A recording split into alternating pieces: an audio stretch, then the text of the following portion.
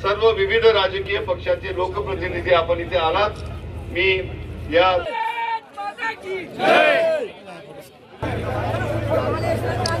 त्यांचं दुःखद निधन झालं। कमलेश ज्ञानेश्वर निकम मूळचा गोराड्याचा, परंतु स्थायिक इकडे मंजाळ्याला झालेले होते आणि सरकारी ड्युटीवर असताना काळाने घाला घातला आणि ईश्वराने आपल्यापासून हिरावून नेला। आपल्या जवानाविषयी आपला प्रचंड प्रेम असतं जनतेचं, कारण अतिशय प्रतिकूल परिस्थिती जवान आपल्या देशाची सुरक्षा करत असतो। भर उन्हात असतं, कधी कधी -40 डिग्री टेम्परेचरला असतं।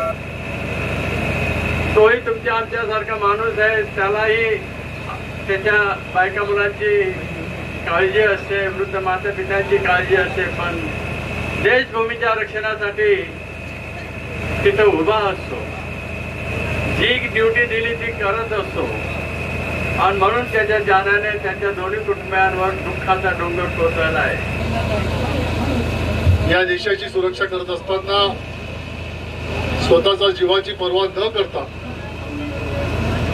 आंध्र प्रदेश या ठिकाणी कडप्पा या जागेवरती तुमचा आणि माझा भाऊ कमलेश शहीद झालेला आहे। स्वतःच्या जीवाची, कुटुंबाची कोणतीही न पर्वा करता कमलेश त्या ठिकाणी सीमेवर तैनात होता आणि अत्यंत प्रतिकूल परिस्थितीमध्ये त्या ठिकाणी काम करत असताना कमलेशला त्या ठिकाणी वीर मरण पत्करावं लागलेलं आहे। आज कमलेशच्या मागे त्याची पत्नी आणि लहान लहान 2 मुलं आहेत।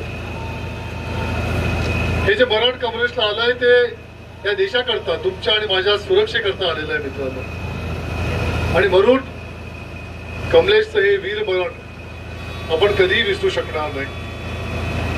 आज कमलेशच्या लहान मुलांकडे बघताना, पत्नीकडे बघताना या देशामधल्या संपूर्ण सैनिकांचं आणि या देशाच्या सुरक्षेकरता लढणाऱ्या लोकांचं भविष्य कशा प्रकारे असतं ते डोळ्यासमोर उभं राहिलेलं आहे।